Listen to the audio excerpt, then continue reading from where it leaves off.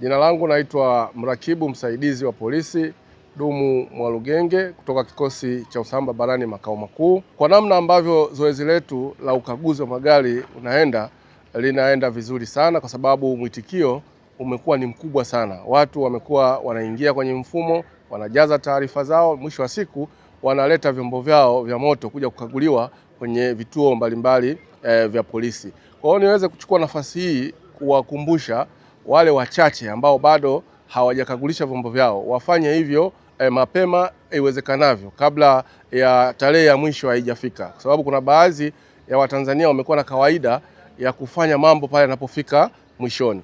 Ingawa tuna kumbukumbu nzuri kwamba wengi wameleta vyombo vyao, lakini hatuwezi kuacha kuwakumbusha na wale wachache, kwa sababu sasa hivi polisi tunataka kuondokana na matumizi ya nguvu yasiyokuwa na lazima. Kwa hiyo cha msingi, watu kwa hiari yao wapeleke magari yao kwenye vituo vya polisi yaweze kukaguliwa na mwisho wa siku kupatiwa zile stika mtandao au stika, kwa sababu tulishasema kwamba zoezi letu mwaka huu kutakuwa hakuna stika za karatasi.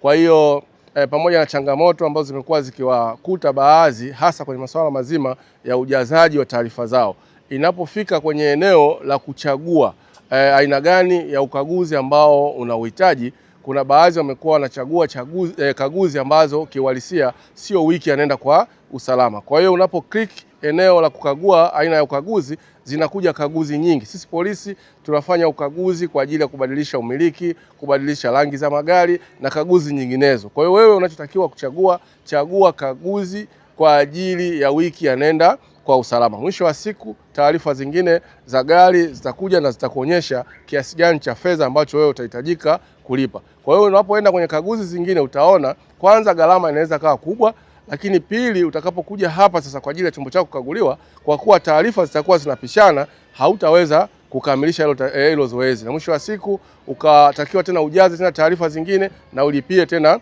pesa nyingine.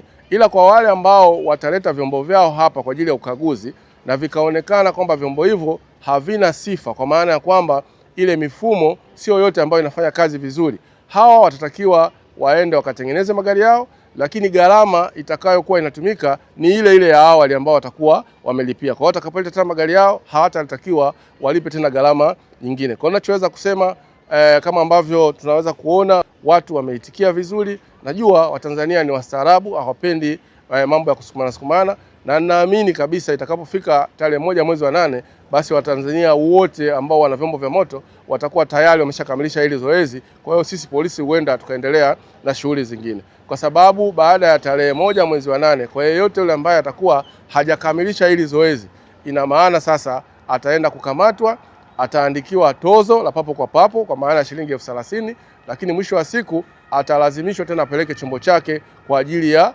ukaguzi. Kwa hiyo utaona hapo kuna hasara mbili. Kwanza utapoteza muda, lakini pili utapoteza fedha ambayo kiuhalisia ungeweza kwenda kuitumia kwa matumizi mengine. Kusema kweli, kama ambavyo tulisema awali kwamba tumebuni huu mfumo ili kurahisisha mambo mengi sana, kwa sababu unajua, kwanza sasa hivi hatutumii tena karatasi, kila kitu kiko kwenye mtandao, lakini pili mfumo huu umeenda kuharakisha muda ambao mtu anaweza kautumia kwenye kituo cha polisi. Ndio maana unaona hata kwenye ofisi zetu hapa foleni ya watu ni wachache sana ambao wamekuwa wakija kwa ajili ya kupatiwa huduma, kwa sababu wanakuja, mtu anapatiwa huduma, anaondoka. Kwa hiyo kimsingi changamoto za kimfumo tunaweza tukasema hakuna kabisa, kwa sababu mfumo umekuwa ukifanya kazi masaa 24 na kwa ubora ule ule. Changamoto nyingi zipo kwa wale ambao wanajaza kwenye hizo kumbukumbu, lakini pia kuna wakati inawezekana kama mtandao kanaweza kukasumbua kwenye ujazaji wa kumbukumbu za chombo chenyewe cha moto. Sasa unapoona kama hakuna, sababu unapoweka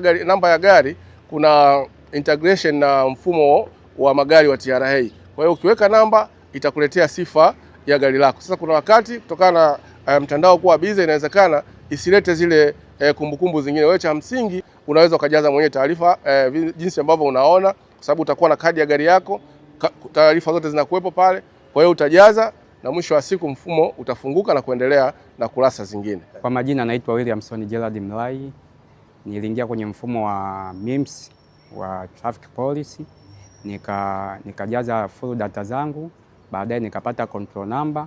Baada ya kupata control number, nikaja na gari yangu hapa Central Police, nikafanyiwa ukaguzi. baadaye waka verify hii control number kwa nilishailipia. Baada hapo nimeshapata sticker. Ni zoezi ambalo linaweza kachukua almost nusu saa au lisaa moja. Kiuhalisia mfumo ukishakuwa mpya, Watanzania wengi hatujazoea mfumo. Kwa hiyo mfumo ukishakuwa mpya, ina maana kwa sasa hivi hadi zoezi likiwa linaendelea hivi, mambo yanakuwa ni rahisi. Maana unachagua zone yoyote unayotaka kwenda.